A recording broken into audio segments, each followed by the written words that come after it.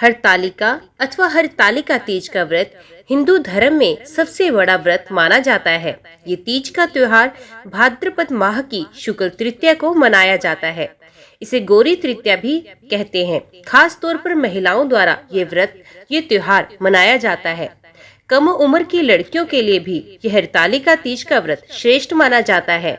हरतालिका तीज में भगवान शिव, माता गौरी एवं गणेश जी की पूजा का महत्व है। ये व्रत निराहार एवं निर्जला किया जाता है। रत जगा कर नाच गाने के साथ इस व्रत को किया जाता है। माता गौरी के पार्वती रूप में वे शिवजी को पति रूप में चाहती थी, जिस हेतु उन्होंने कड़ी तपस्या की थी। उस वक्त पार्वती की सखियों ने उन्हें अगवा कर लिया था। इस कारण इस व्रत को हरतालिका या हरतालिका कहा जाता है, क्योंकि हर्त मतलब अगवा करना एवं आलिका मतलब सखी अर्थात सखियों द्वारा अपहरण करना हरतालिका कहलाता है।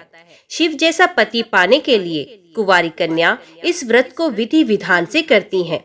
हरतालिका व्रत निर्जल किया जाता है, अर्थात पूरे दिन एवं रात अगले सूर्य उदय तक जल ग्रहण नहीं किया जाता। ये व्रत कुंवारी कन्या सौभाग्यवती महिलाओं द्वारा किया जाता है। इसे विधवा महिलाएं भी कर सकती हैं।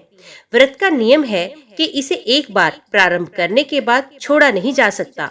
इसे प्रति वर्ष पूरे नियमों के साथ किया जाता है। हरतालिका व्रत के दिन रात जगा किया जाता है। पूरी रात महिलाएं एकत्रित होकर नाच गाना एवं भजन करती हैं। नए वस्त्र पहनकर पूरा श्रृंगार करती हैं। व्रत जिस घर में भी होता है वहाँ इस पूजा का खंडन नहीं किया जा सकता, अर्थात इसे एक परंपरा के रूप में प्रतिवर्ष किया जाता है। सामान्यतः महिलाएं ये हरतालिका पूजन मंदिर में करती हैं। हरतालिका पूजन प्रदोष काल में किया जाता है। प्रदोष काल अर्थात दिन रात के मिलने का समय। पूजन के लिए शिव, पार्वती एवं गणेश की प्रतिमा बालू, रेत अथवा काली मिट्टी से हाथों से बनाई जाती है। फुलेरा बनाकर उसे सजाया जाता है।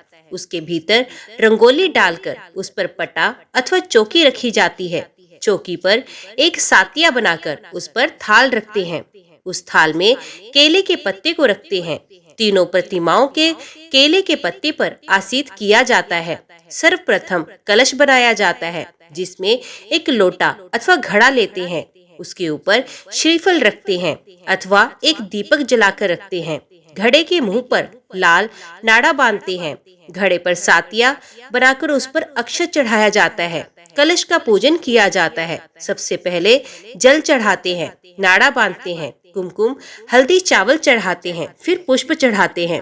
कलश के बाद गणपति की पूजा की जाती है। उसके बाद शिव की पूजा की जाती है। बाद में माता गौरी की पूजा की जाती है और उन्हें संपूर्ण श्रृंगार चढ़ाया जाता है। इसके बाद हरतालिका की कथा पढ़ी जाती है। फिर मिलकर आरती की जाती है, जिसमें सर्वप्रथम गणेश जी की आरती, फिर शिव जी की, फिर माता गौरी की आरती की जाती है। पूजा के बाद भगवान की परिक्रमा भी की जाती है। रात भर जागकर 5 पूजा एवं आरती की जाती है। सुबह आखिरी पूजा के बाद माता गौरी को जो सिंदूर चढ़ाया जाता है, उस सिंदूर से सुहागन स्त्री सुहाग लेती हैं। ककड़ी एवं हलवे का भोग लगाया जाता है।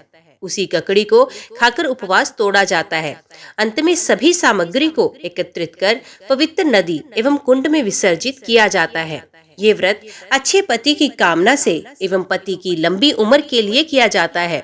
शिव ने माता पार्वती को विस्तार से इस व्रत का महत्व समझाया था। माता गौरी ने सती होने के बाद हिमालय के घर पार्वती के रूप में जन्म लिया। बचपन से ही पार्वती भगवान शिव को वर के रूप में चाहती थी, जिसके लिए पार्वती जी ने कठोर तप किया। उन्होंने कड़कती ठंड में पानी में खड़े रहकर, गर्मी में यज्ञ के सामने बैठकर यज्ञ किया। बारिश में जल में रहकर कठोर तपस्या की। 12 वर्षों तक निराहार पत्तों को खाकर पार्वती जी ने व्रत लिया। उनकी इस निष्ठा से प्रभावित होकर भगवान विष्णु ने हिमालय से पार्वती जी का हाथ विवाह हेतु मांगा, जिससे हिमालय बहुत प्रसन्न हुए और पार्वती को विवाह की बात बताई, जिससे पार्वती दुखी हो गई और अपनी व्यथा सखी से कही और जीवन त्याग देने की बात कहने लगी। इस पर सखी ने कहा, ये वक्त ऐसी सोच का नहीं है। सखी पार्वती को हर कर वन में ले गई, जहाँ पार्वती ने छिपकर तपस्या की। जहां पार्वती को शिव ने आशीर्वाद दिया और पति रूप में मिलने का वर दिया। हिमालय ने बहुत खोजा पर पार्वती नहीं मिली। बहुत वक्त बाद जब पार्वती मिली तब हिमालय ने इस दुख एवं तपस्या का कारण पूछा। तब पार्वती ने अपने हृदय की बात पिता से कही। इसके बाद पुत्री हट के कारण पिता हिमालय ने पार्वती का विवाह शिव से तय किया। इस प्रकार हरतालिका व्रत एवं पूजन प्रतिवर्ष भाद्रपद की शुक्ल तृतीया को किया जाता है। ओम नमः शिवाय। आज की वीडियो में इतना ही। उम्मीद करती हूँ वीडियो आपको पसंद आई होगी। वीडियो पसंद आई हो तो वीडियो को लाइक और चैनल को सब्सक्राइब जरूर कीजिएगा।